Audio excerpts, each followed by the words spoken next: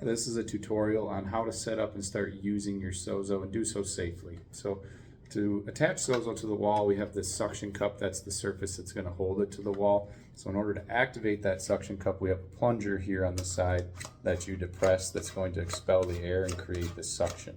And then when you want to remove it off the wall on this opposite side, there's this trigger here that you can press that will release the air. So to attach it to the wall first, we're going to apply it with this plunger here.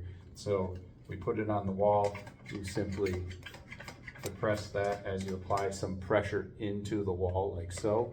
And then you can see here now that that red stripe is not showing, that plunger staying depressed. So that's going to stay on the wall. Now that's firmly attached and it's not going to come off. So now we can put our massage gun in there as well, so that you simply just seat into the 90-degree groove here, put the straps over the top like so, and then you're going to strap this in, applying a little bit of tension to make sure that that's nice and tight. Then we're going to do the same thing with the bottom strap here.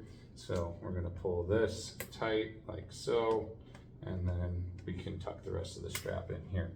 So now to release the massage mount from the wall, we're going to take this, press this release trigger, and you're going to hear that shh sound as the air moves out of there.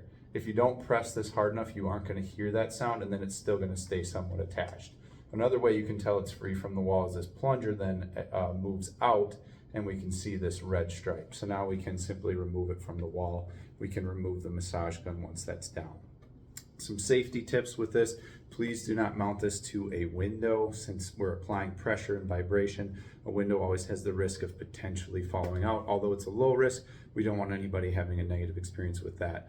The other recommendation we have is making sure that if this is applied to a wall, although you could leave it there when you're not using it, there is always a risk of the suction potentially leaking over time and then this falling off the wall. We don't want anybody having injuries from that. So making sure that you remove it from the wall each time you use it would be what we would recommend. All right, thanks for tuning in and hope you guys enjoy your Sozo.